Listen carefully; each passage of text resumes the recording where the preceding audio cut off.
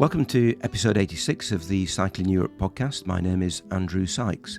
In this episode of the podcast, we're going to be talking to Cycling UK, or more specifically, Sophie Gordon, who works at Cycling UK and is one of the people responsible for developing the routes that they have been introducing over the last few years. If you're a member of Cycling UK and have just received your copy of Cycle magazine, you will have noticed that the front cover is dedicated to the March Away, which is the new route that has just been introduced. So a few days ago, I took the opportunity of chatting to Sophie, not just about the new route, but about the development of all the other routes over the last few years.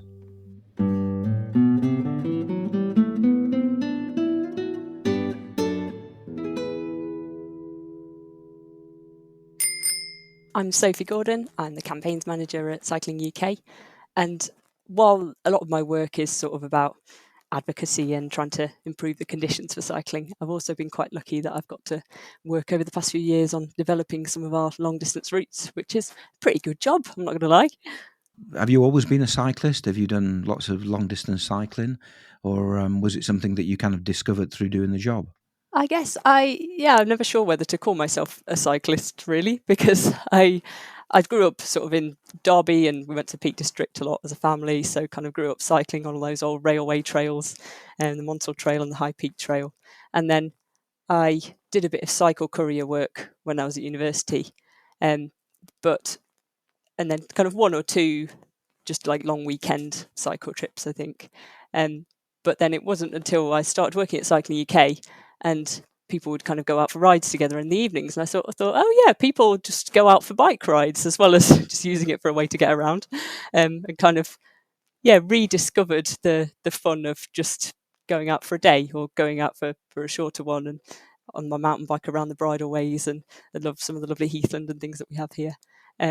But yeah, my usual way I describe it is I either do 20-minute trips to get around places every day, or I pack up a tent and I go off for a week, and there's not a lot in the middle. And are you still based in the Peak District in Derbyshire? I live in Guildford now, which is where Cycle UK's main office is, so down in Surrey. But yeah, I do quite a lot of going around the UK to more sort of rugged and mountainous parts.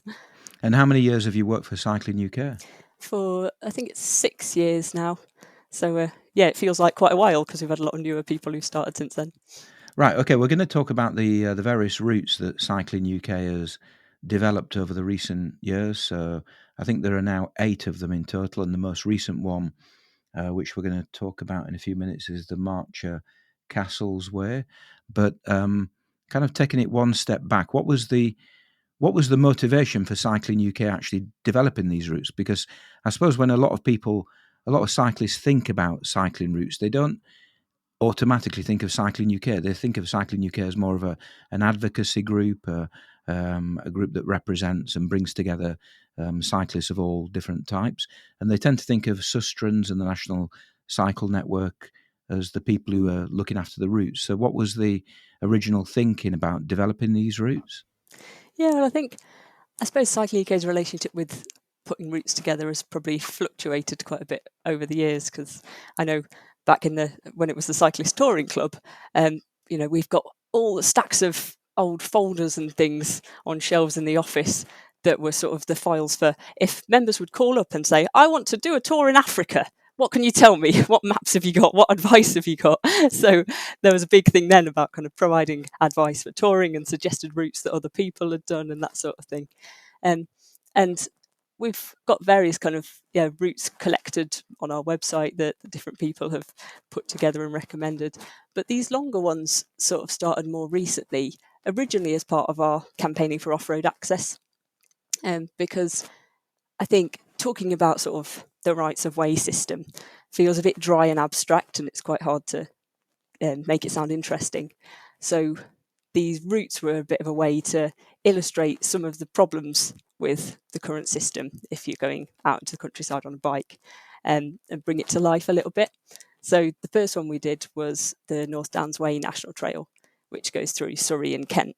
And you couldn't ride the whole of the National Trail route because it kind of alternates between bits of bridleways that you can cycle on and then bits of footpath. So we thought, well, can we do a sort of braided version where we use the sections that you can ride and then we join it up with parallel bits of quiet road or bridleways and then kind of link it back in. So then it means you can do that whole 150 miles from end to end. And people got quite excited about that. They really liked that idea. And the North Downs Way trail managers actually kind of adopted that as an alternative route to promote to people who want to cycle it. So that was pretty cool. And then the next one we were thinking about was the Pennine Bridleway, which that's actually one of, I think there are 16 national trails in England and Wales, and there's only that one and the South Downs Way that you can ride from end to end. But it's never really been finished because the Pennine Way walking route goes all the way up to the Scottish border, about 250 miles. But the Pennine Bridleway, which was created as a version for mountain bikes and horses, it just kind of stops and dumps you out on a busy A road in the middle of nowhere. So we sort of wanted to make a point of that and say, well, isn't it time this was finished off? There were plans 20 years ago and it's just never really happened. So can we look at different bits of trails and link them together and make a kind of interim route that extends it into Scotland? And then it was quite funny because this group called Obscura Mondo Cycle Club, who are based in Scotland, got in touch with us and said, oh, well, we've put together this route that goes from Glasgow all the way up to Cape Wrath on the north coast. Why don't you attach that to the one that you're working on and we'll make this really long version? So that became a sort of 750-mile epic that is the Great North Trail, which is a fabulous route. Yeah, because I'm just looking at the website now. That Great North Trail is 1,300 kilometres compared to the North Downs Way, like as you said, is only 150 miles. So what's that, about 250 kilometres? So it was a big step up from doing a relatively short route to doing something that was actually, I mean, if you cycled the whole thing, the Great North Trail, it's probably going to take you at least 10 days, probably more like 2 weeks. Well, longer than that, I think. One of my colleagues did it in 2 weeks, and yeah, his big thing at the end of it was amazing, but I wish I'd had more time because it's quite rough terrain and it's very, very hilly. So yeah, it's definitely a big difference in the length, and I suppose a lot of it was combining sections that already exist. The Pennine Bridleway was a big chunk, and then that Anturas Moor route from Glasgow to Cape Wrath, which is Gaelic for the long journey, which is wonderfully poetic, I think.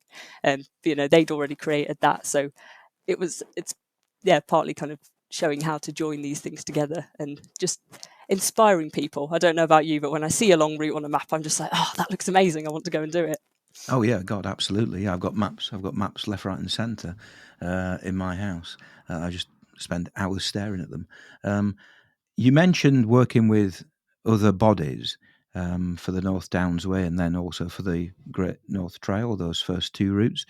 Was there any reluctance or opposition even from, for example, you've mentioned bridleways a few times. Was there any opposition from horse riders who thought, "Oh my God, all these cyclists, they're going to kind of invade our bridleways, which are, our territory"? Was there any negative feeling? Was there anything they had to overcome to actually get the routes up and running? I think that's a kind of interesting part of the puzzle of putting these routes together is trying to talk to the various land managers on the way, whether that's kind of Forestry England or bits of National Trust land or the councils who look after it, and just sort of finding out if there are any concerns with particular nature reserves areas or sites of special scientific interest that we need to be aware of and kind of work around. And I think with the horse riders, it's quite interesting. We actually have a very good relationship with the British Horse Society because in a lot of respects, we're kind of pushing for the same things because, whether you're riding a bike or a horse, you're kind of on the same paths when you're out in the countryside and we all want to be able to access more places. So kind of we get to the point where we've got routes that, you can ride on a mountain bike and you can potentially also ride on a horse, so they work quite nicely as promoted routes if somebody looks at those and kind of thinks, how can we adapt them to be able to do it on a horse as well. Why did you choose the North Downs Way for the first one? Was it something that somebody had suggested, or was it because you're down in Guildford at Cycling UK? Was it a local thing that you thought, well, if we're going to start anywhere, we might as well start in our own backyard?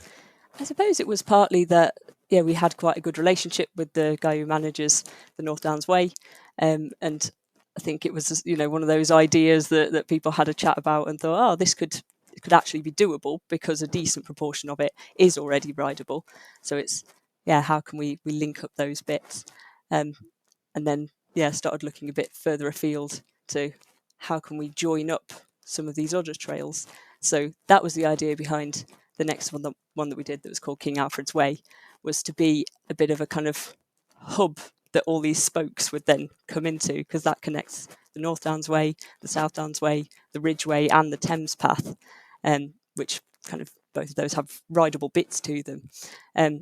So just one of these things that links them all together. So that's kind of Surrey, Hampshire, Wiltshire, central southern England area, where they all kind of converge. And I think then we kind of changed direction a little bit after that one, because, as I said, that's a loop. And we thought, oh, yeah, actually, people definitely prefer circular routes. Which sounds obvious, but just the logistics are easier. And yeah, not kind of so many considerations about how you get back home from Cape Wrath, for example. So I suppose after that, we sort of switched focus a bit to, shall we try and do some more kind of loop routes? And was there any criteria? Did you, I mean, for example, the Eurovelos, the European Cyclist Federation, they have a set list of criteria. Now, I have to say, my experience is that the routes don't always meet the expectations or the criteria that they've set down. But did you ever sit down and say, right, we've got these criteria that we want all of our routes to actually meet in terms of things like gradient, accessibility, quality of surface, or were you quite flexible as to where they went and you didn't actually have these criteria to stick to? Yeah, I wouldn't say we had strict criteria, but we definitely had some sort of guiding principles with it. I think A, being traffic free as much as possible. So either on off road trails or on very low traffic, quiet lanes. It being safe if you do have kind of road crossings, making sure, trying to minimize the amount of kind of busy road junctions that you have to negotiate. And then being a sort of overall memorable experience and having a bit of a feeling of adventure, at different levels, because some of the routes are pretty challenging and then some of them are a bit more easygoing, but that somebody could ride it and just, yeah, have fun and enjoy it, for it to be memorable and to feel like an adventure and achievement, I think. What was the reaction when after those first couple of routes that you published and developed, the North Downs Way and the Great North Trail, and then the third one was the King Alfred's Way?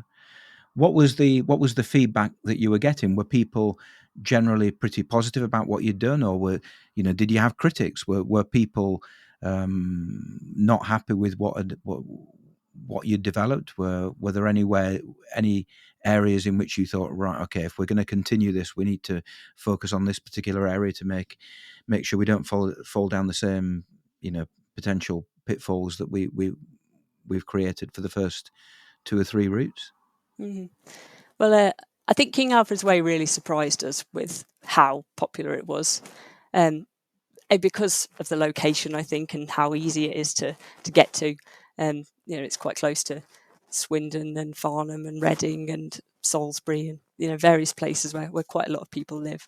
But at the same time, once you're out there riding it, it does feel quite remote and yeah, more so than you'd expect. Um, and yeah, overall, that's had overwhelmingly positive feedback. It's been really exciting to see people going out and enjoying it and connecting with all the sort of history of the route. And I think one thing we've learned is to make sure we're clear about kind of the terrain and the level of challenge of each route, because I think maybe at the beginning we weren't as clear as we could have been about that. So then the thing I don't want is for people to have an unpleasant surprise if it's different to what they were expecting. We did have a few people who kind of tried to go out and ride it in November after I think we'd had about 2 weeks solid of rain, and then they came back kind of with a few grumpy emails saying it was an absolute mud bath and it was flooded, and you're thinking, well, that's not that surprising, really. It does happen. um, so yeah, I think kind of trying to be clear about the terrain and good weather conditions and things to bear in mind when people go and ride it is something we've learned in that respect. So I think that's an interesting comment, because when you look at the website, I'm just scrolling through the various, the main headline images that we've got for all the different routes, and I think it's fair to say that every single image shows what people would describe as backpackers rather than cycle tourists. So they don't have panniers. They're on what look like gravel bikes, mountain bikes, and they're definitely, using bike pack luggage as opposed to panniers. So is it that kind of person that you're aiming these routes at? I think it's a mixture. I mean, lots of people have done them with panniers and stuff, but it's kind of they're trying to make it as low traffic as possible, and therefore you do end up on kind of a few more lumpy, bumpy routes in some of these places, because we wanted to make sure that it was a bit different to things that are already out there. I think there are a brilliant load of really fantastic road touring routes, and some of the more kind of Sustrans National Cycle Network cycle path traffic free routes. So we thought, well, what can we do that will inspire people to kind of think, oh, I want to do that, that's a little bit different to some of those other things. So that's why we kind of went down the more off-road angle. And I think also those are the ones that are hardest to put together yourself, because on the roads or the kind of existing signposted cycle routes, it's a little bit easier to look at what's there and link it up, or some of those online route planners do that a bit better, whereas you start going into off-road bits and it's just a lot more confusing to figure out where you can go, with all these kind of different types of paths, and you don't know what it's actually going to be like on the ground. So the value of having somebody who's really thought it through and linked bits together and been out and tested it and taken out the bits that are really muddy or really brambly and that sort of thing, I think it kind of makes more of a difference there. And it's also about, I think, getting more people into doing multi-day adventures by bike, because those of us who are used to touring have kind of know how brilliant it is already, but there are a lot of people who, yeah, it is a bit of a bike packing trend at the moment, I think, and people buying gravel bikes, but they haven't done this before, and so they get into this as their first multi-day adventure, and they go, "Wow, this is brilliant! I want to do more of it." And so I think it's a kind of way that's attracting more people into doing multi-day adventures. Am I correct in thinking that none of the routes are actually signposted? All the support is either online or perhaps in printed material. There aren't any presumably signposts. If I went to for example, the West Kerno Way, would I find a signpost saying this is the West Kerno Way, turn left, turn right, or would I have to be reliant upon online GPS tracks and things like that? No, we've just done them as online only routes, at the moment, for a couple of reasons. Um, a is because while they were still quite new, we thought actually there is a benefit in having that flexibility, that if, for example, when we had, I can't remember which storm it was, there was a really big storm a couple of years ago that affected the northeast really badly, and loads of Kielder forest was just completely impassable. So then it means you're able to kind of divert it if that's going to be 6 months or so where we need to change the route, then it's easier to do that. And the other reason is that it takes a very long time to get things signposted, especially with routes like these where it's lots of little landowners all along the route. If you've got to kind of negotiate permission with every single one of them over a route that's 300 kilometres long, then we just thought that's kind of not something that we have the resources and the capacity to do at the moment. And we just want to kind of get it out there and make sure that people can enjoy it. Yeah, I was actually thinking. I was in the car the other day, and I was thinking, I wonder how long it will be before we just kind of get rid of signs, because most people, or an increasing number of people, are just using even when they're driving their car, just using their sat nav. Do we really need to know that Halifax is 3 miles down the road, or Huddersfield is at the end of that road, turn right? And I do wonder whether, even for non-cycling traffic, as the years progress, we'll gradually just get rid of signs, because there is an assumption that people are using electronic devices. Whoa, radical, Andrew. Get rid of all road signs. Well, but imagine how nice it would be without all that clutter on the roads, you know. And like you say, it's a heck of a job. Even Sustrans, for the National Cycle Network, they have an army of volunteers who go up and replace signs, and it is a heck of a lot of work. So I think actually you've made a very wise decision there not to go down the signposted route, because I think the advantages of not having signs increasingly is being outweighed by the disadvantages. Anyway. I think it depends who your route's aimed at as well, doesn't it? If it's kind of more of a beginner family friendly route, then people might not be used to navigating and looking at maps and figuring things out by themselves. So the signs definitely have a value. Whereas I think these routes are maybe for people who've done a bit and kind of know how to follow a route already. So it fits that a bit more without having the signs. Yeah, right. We will get to the Marcher Castles Way in a few moments, but there's a couple that we haven't mentioned, one of which I still can't pronounce. So we've not mentioned... Have we mentioned the West Kernow Way? That's the one in Cornwall. Don't think we have. There's the Canty Way, which is in Kent. Yeah. The Rebellion Way, which is the loop around Norfolk.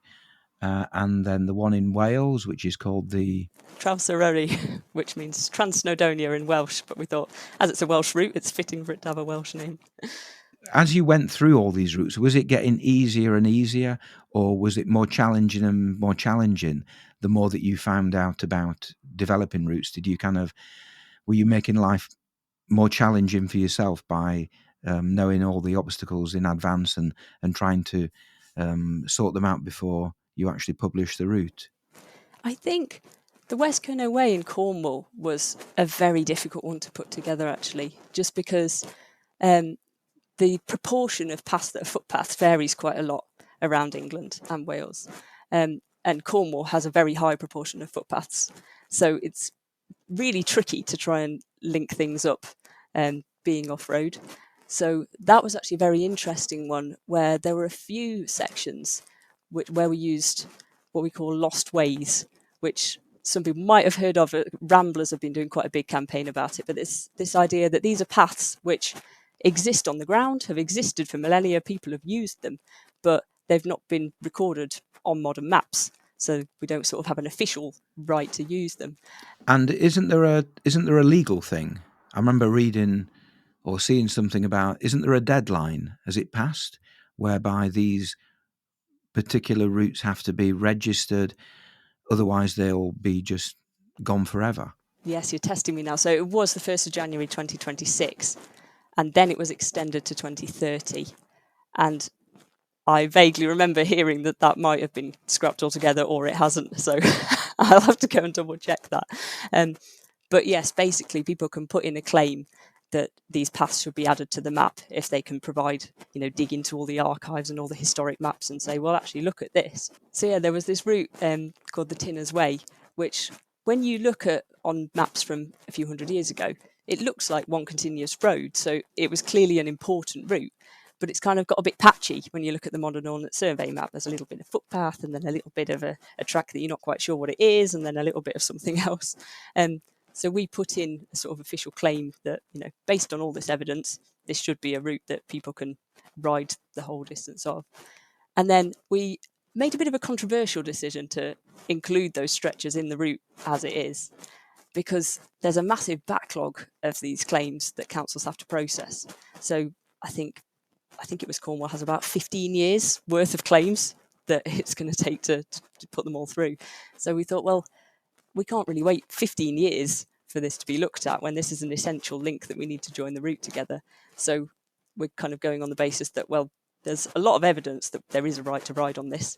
So we're going to ride on it. I think that's probably the best tactic to take sometimes. Just go ahead and do it and ignore the authorities. Dare I say that? Yeah, sometimes you've got to be practical about things. But the Canty Way in Kent and the Rebellion Way in Norfolk were much easier in that respect, because they're kind of slightly more, gentle, use a lot of existing kind of Sustrans traffic-free paths and stuff. They were a bit more straightforward to put together. But the Rebellion Way, the response to that has been lovely, actually, because I think Norfolk's one of those places that people kind of don't necessarily think of going to for a cycling trip. They kind of might not think it's that exciting. but it's actually, there's so many lovely, charming little villages and towns, and places you can stop for a cafe or somewhere to stay, and you've got the beautiful North Norfolk coast and Thetford Forest and all these different bits. So it's actually a really lovely ride, and it's been nice to see how many people have actually kind of gone and done it. A lot of them as a sort of first multi-day trip, and it's been great. On the point of them being multi-day rides, how much did the accommodation situation play when you were planning the routes? Did you think, well, we've got to make this so that we can be broken down into 3, 4, 5 days with places to stay overnight? Did you look at campsites? Did you look at B&Bs? Did you look at that level of detail, or did you think, well, we're here just to provide the route and we'll leave the people who actually do it to sort out their own accommodation? A little bit of both. So we've done a guidebook for each of the routes, and rather than breaking it down into strict sections, because everyone will ride different distances in a day, so we've kind of suggested, okay, if you want to do this in 3 days, here's the places you might want to stop. If you want to do it in 4 days, here's the places you might want to stop, and kind of picked places that have a few different options. Maybe there's a campsite and a couple of B&Bs, or something like that. There's a bit of a range. When we first did the Great North Trail, because that goes through some areas that are a lot more remote and there just aren't that many options, I actually did a much more detailed directory at the back of kind of, these are the different places that you can stay, just to try and help people out a little bit with that. But for quite a few of the other ones that we've done, there are quite a few options. So yeah, we're also trying to kind of support businesses to be more cycle friendly. So we had a bit of a program where we were trying to give them a checklist of, these are things that cyclists will want when they come and stay. Have you got a toolkit? Will you do breakfast a little bit earlier if people ask? Have you got a drying room? Have you got somewhere to store a bike? That sort of thing. So we're kind of trying to build up a bit more of a user-friendly map of those kinds of places to make it easier for people to plan their trips. Have you seen the Facebook group Cycle Camping UK, which has been set up by Neil Whedon, who's a cyclist down in the West Country? Because I think he set up this amazing resource, and it's based upon a Google map, which is now pretty extensive. He's got literally hundreds and hundreds of cycle-friendly accommodation options across the UK that is all user-generated. It's all been generated by people visiting the Facebook page. And that would really tie in well using his resource, Cycle Camping UK, which people can find on Facebook, along with your routes.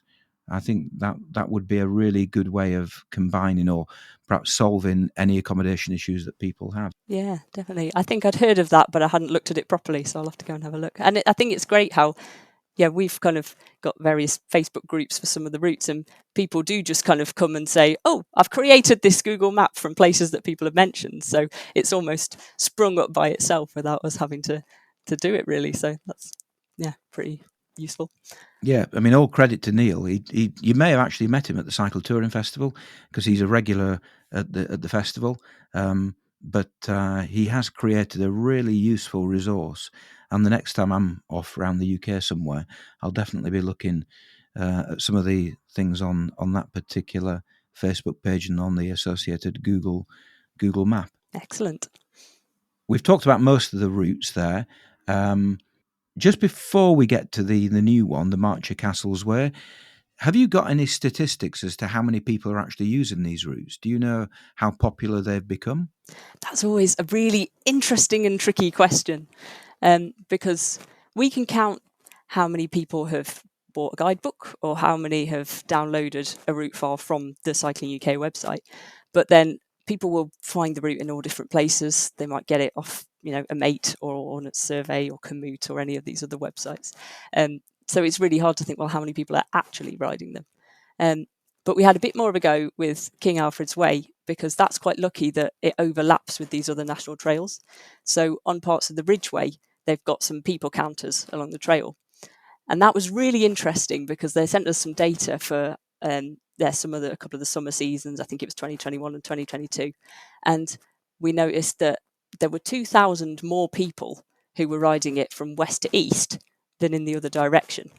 And we thought, well, King Alfred's Way is mainly kind of we talk about it in a clockwise direction, although people can ride it either way.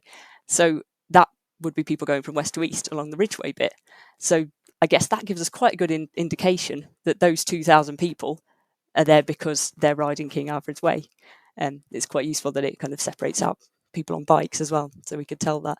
And then we've also tried things with Strava, where we've kind of created little tiny segments on quite isolated bits that you would only really ride if you were doing this whole route. And that's kind of got similar numbers, where it's sort of 2,000 to 3,000 people over that kind of summer period. And so, yeah, that's a kind of a decent amount for King Alfred's Way. That's definitely the most popular one, I think. But yeah, I can't remember the numbers off my top of my head for the other ones. Yeah, that's quite a clever way of actually trying to assess how many people are using the routes. Yeah, that's quite clever. It sounds to me as though estimating the number of people who use these routes is about as difficult as estimating the number of people who listen to podcasts, because who knows? Who knows? Right, okay, to the Marcher Castles Way. Now, I would imagine most people, if they heard that, wouldn't immediately know where that refers to. So can you just give an overview of what the new route, the Marcher Castles Way, is, and some key facts about the route? Yeah, so the name refers to this area that it sits within of the Welsh Marches and the Border and Shropshire area. And they kind of had this long running conflict between the Welsh princes on one side and then the Marcher lords on the English side, which is kind of where this Marcher Castle's name comes from. So lots of kind of quite impressive ruins that you go past along this route. And it's quite punchy, this one.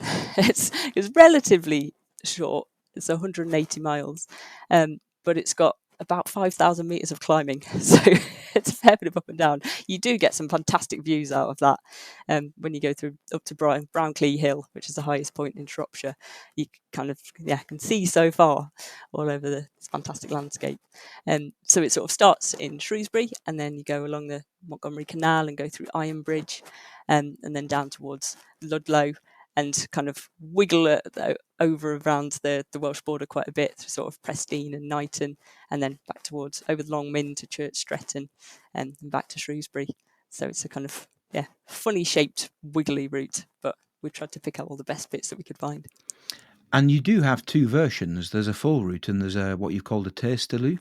Yeah, so we thought it'd be quite good to make a little shorter version for people who maybe want to do it in a couple of shorter days. I think that one's about 60 miles, so it'd be one mega day or two slightly easier days. And that one kind of gives you a flavour of some of the different landscapes that the full route goes through.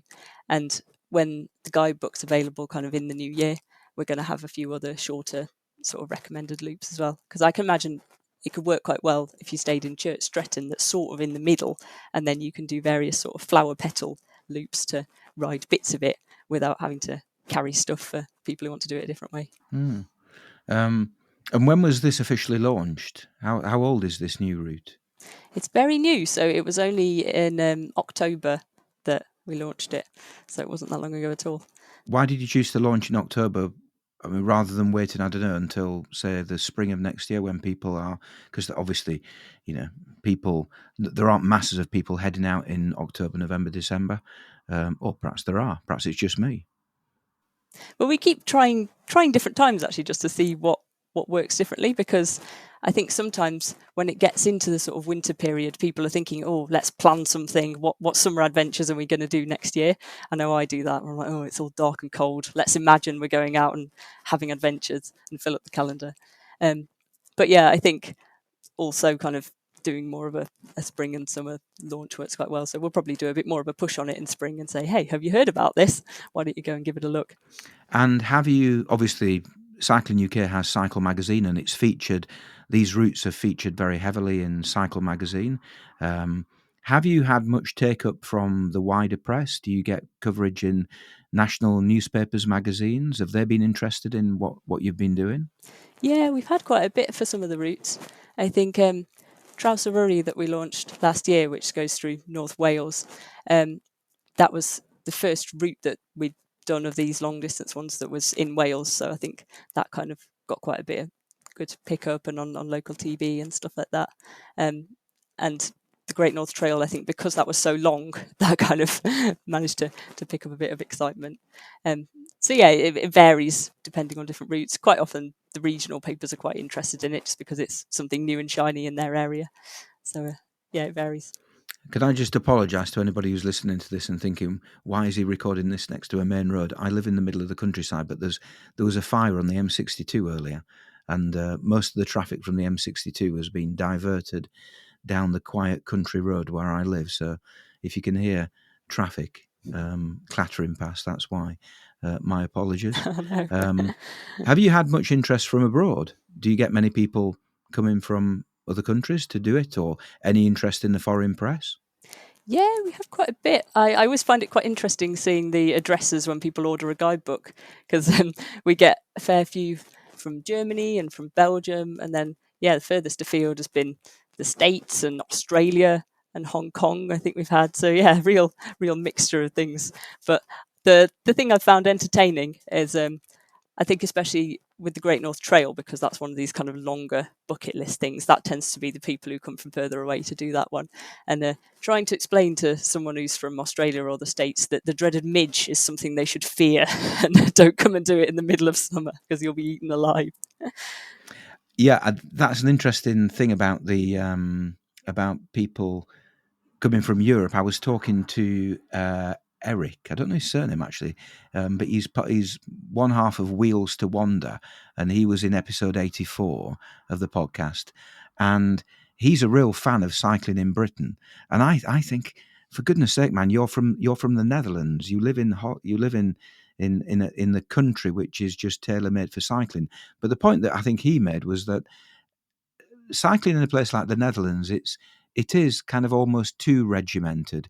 Everything is made for cycling, whereas what he particularly enjoys about coming to Britain and cycling is the fact that you get outside the urban areas and it is really quite a wild environment, and that to him is quite an appealing thing as a cyclist. So I can see the attraction if you are used to doing most of your cycling in an urban area, Yeah, then coming to places like Britain and doing some of these routes, which are predominantly off-road, with not necessarily tarmac tracks. There must be a lot of appeal um, for people who are just used to a completely different type of cycling. yeah, yeah. I was quite surprised when Eric said that as well, actually. But then didn't he caveat it with, well, I've been cycling in crazier places, so the UK is not too bad. Yeah, yeah, that's true. But I forget it too, to be honest, because I think I don't actually enjoy road cycling that much in Surrey because the roads are so busy. There's just so many people and, big cars on tiny lanes. But then I forget that if you go somewhere like Northumberland or Lincolnshire or kind of Suffolk, quite often there's, yeah, just miles and miles of lanes with hardly any traffic on. And it is wonderful. And I think we take it for granted sometimes a little bit because we're like, oh, it's only the UK. Thinking about the future, now you may well have plans that you simply can't discuss. I appreciate that. But are there plans for more routes, and which areas of the country would you particularly like to explore? I don't think you've come to Yorkshire yet. There's nothing in Yorkshire, I don't think. So how about that as your next route, or one of your next routes? Mm. It's tempting. We've got so many ideas, Andrew. We're just like not enough time to do them all. Um, but yeah, I think it was interesting actually. The North York Moors kind of area was one that was potentially on our list, but then you might have seen Marcus Stitz did his kind of Route YC that goes along the Yorkshire coast quite recently. So we thought, oh well, we don't want to tread on any toes. We'll give that a chance for a little bit. But that might be one to stick in the pocket for future. And it'd be great to do another one in Scotland that's not quite as massively long and is a bit more achievable for people, I think. But yeah, there's a few other areas, kind of somewhere down in the southwest again would be good, or maybe the south of Wales, as we've done the north of Wales. Yeah, lots of different places. And overall, are they seen by Cycling UK as being a big success? Have they met expectations? Have you been surprised by how positive people have been about the routes and the feedback that you've received?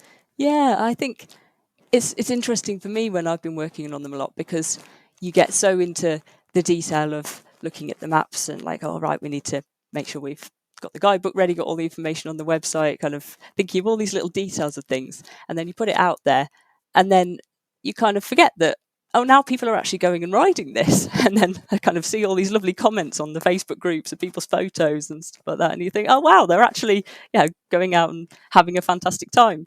And that's almost the bit that you forget about, that once it's out there, it's people's stories about actually going and experiencing this. So yeah, it's been really great to just have all these comments of people going and doing things and being constantly surprised, I think, by things they didn't expect, or how cleverly things are joined up and how you can skirt around quite close to some of these big cities. The March of Castles Way is really not that far from Birmingham, but you can go for ages and ages on the top of the moors without seeing anybody at all, which is quite amazing.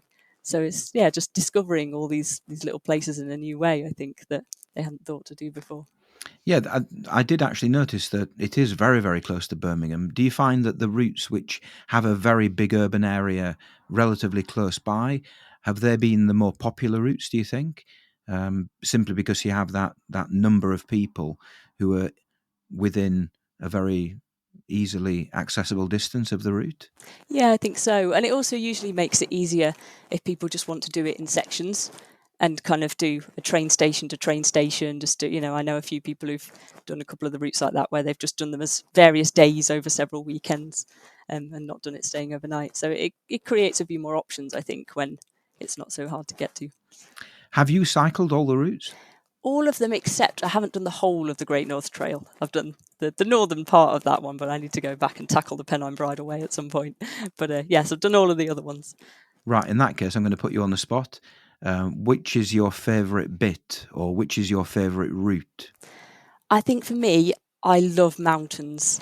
So my two, if I'm allowed to, are Trowserurry, which goes through all these beautiful landscapes in Snowdonia, and the sort of that Anturas Moor northern half of the Great North Trail from Glasgow up to Cape Wrath, just because the landscapes are so vast. You're just on all these kind of gravel tracks going through the middle of mountains and past lochs and these gorgeous valleys. And yeah, it's just spectacular. I think I was very lucky with the weather for both of those trips as well, which probably helped. Otherwise, I might not be so enthusiastic about them. And when can we expect a ninth route? Is it imminent? Is it 2025, 2026? Yeah, I will have to double check that. I think we're probably looking at 2026 now for the next one. There's still quite a bit of work to do in the pipeline to sort of pin down exactly where it's going to go and test it out and things, but it will be on its way. Okay, well, that's been really interesting. I haven't done any of them. Well, I've not knowingly done any of them in their well, I've certainly not done any of them in their entirety, but I'm sure I've done little bits and pieces from time to time. But yeah, perhaps I should put it on the list of routes to do. So thank you for that, and good luck for the future development and the future success of all the different routes. Thank you very much. Thank you to Sophie for taking the time to chat to me about the Marcher Castles Way. You can, of course, find all the information about not just that route, but all of the routes that they have been developing over the years by visiting cyclinguk.org. And if you are a member of Cycling UK, I would recommend becoming a member. If you're not, it's very, very cheap and very good value. The excellent magazine that they produce once every couple of months, Cycle magazine, you'll find a very interesting article about the Marcher Castles Way in the magazine. So that has been episode 86 of the Cycling Europe podcast. Thank you for listening. If you'd like to get in contact with the podcast, you can do so by visiting cyclingeurop.org/contact. If you'd like to support the podcast, you can do that by visiting cyclingeurop.org/support. And the next episode of the podcast, which has already been recorded, episode 87, we're off to Cyprus, and we're going to be talking about cycle touring on Cyprus. And we're also going to be heading to Spain with a monologue from Steve Cuthbertson. So that should hopefully be out later in December. So watch out for that over the Christmas holidays. In the meantime, Thank you for listening, and happy cycling.